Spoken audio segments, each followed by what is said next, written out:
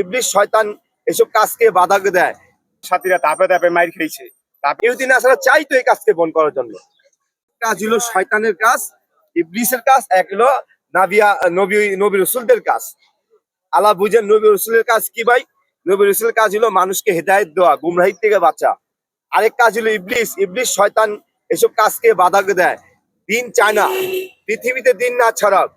এরা কি করছে? এক এজেন্স আছে, এমন আছে, আল্লাহ মাফ করুক, আমি বলতে পারি না, তারা হইতে পারে ইহুদি নাসারাদের টাকা পয়সা নিয়ে এই কাজকে বন্ধ করতেছে ভাই। এটা তো ভাই আপনাকে প্রকাশ্য দিব না, হ্যাঁ, গোপনে দিবে। আর প্রকাশ্য কখন আপনার এটা হবে? তার আমল নামার মধ্যে, আমল তার আখলাকের কারণে এটা তার ধরা খাবে। কেন এই কাজকে বন্ধ করবে? এক মুসলমান আরেক মুসলমান হয়ে নিশ্চয় তার আখলাক খারাপ আছে, তিনি নিশ্চয় কিছু টাকা পয়সা নিছে, হ্যাঁ, ইসলামকে বন্ধ করতে চাইতেছে। এই দাওয়াতের কাজ বন্ধ হয়ে যেতে পারলে ধরেন আপনাদের ইহুদি নাসারাদের লাভ হবে। ইহুদি নাসারা চাইতো এই কাজকে বন্ধ করার জন্য। আমার কাছে একই অনুরোধ ভাই, সারা পৃথিবীর মানুষের কাছে ভাই অনুরোধ করলাম ভাই, আপনারা দিনের কাজে সাহায্য করবেন, দিনের কাজে হকের কাজে সাহায্য করবেন। আমাদের হজরতজি কি চাইতেছে? আমাদের হজরতজি চাইতেছে আল্লাহ রসুল যেভাবে চলাফেরা করছে সেভাবে প্রত্যেকটা মানুষ চলাফেরা কইরা আল্লাহর হুকুম মাইনা নবী তরিকা চললা যেমন জান্নাত যেতে পারে।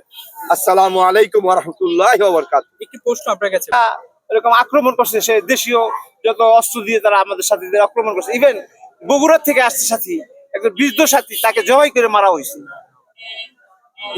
কারা মেরেছে এটা? কারা মারছে এটা দেখবেন, তদন্ত করবেন। আমি কিভাবে বলবো? আমি তো ওইখানে উপস্থিত ছিলাম না, আমি যেটা শুনছি এদিকে মারছে।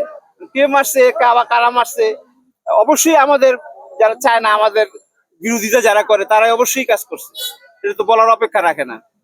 একমাত্র আল্লাহর জন্যই আমরা দিনের কাজ কিভাবে আমরা দুনিয়াতেও এরকম আখেরাতকে তৈরি করে নিয়ে যেতে পারি, আল্লাহর হুকুম আর নবীর তরিকা মতো চলতে পারি, এই জন্যই এই মেহনত।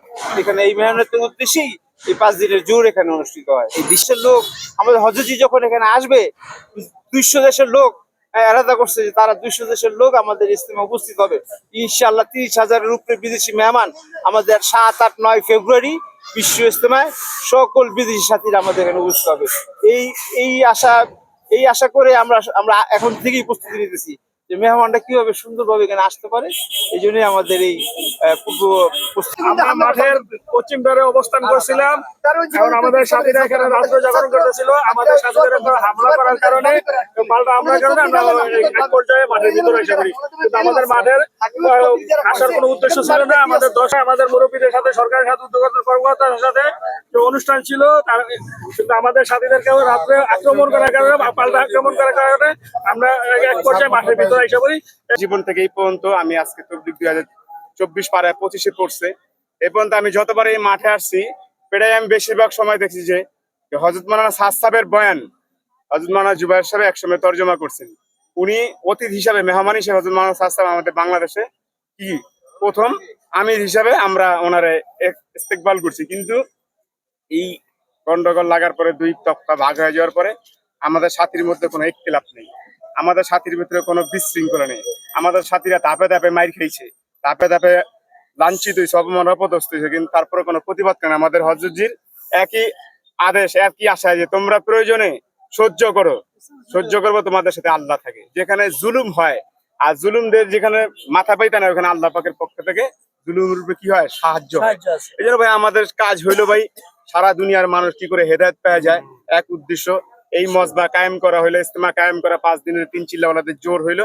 এখানে 5 দিনের সারা বাংলাদেশের এবং সারা দুনিয়ার 3 চিল্লাওয়ালাদের সাথীদের জোর হইব। এই জোরে থেকে 5 দিন পরে এরকম আমল হইব, নামাজ হইব, তালিম হইব, বয়ান হইব। এই বয়ানের পরে 5 দিনের পরে যে আম তশকিল হইব, মূল তশকিল হইব। এই বিশ্ব ইজতেমার নিজামকে সামনে রেখে আমাদের এই 5 দিনের জোর। যে বিষয়টি বলছিলেন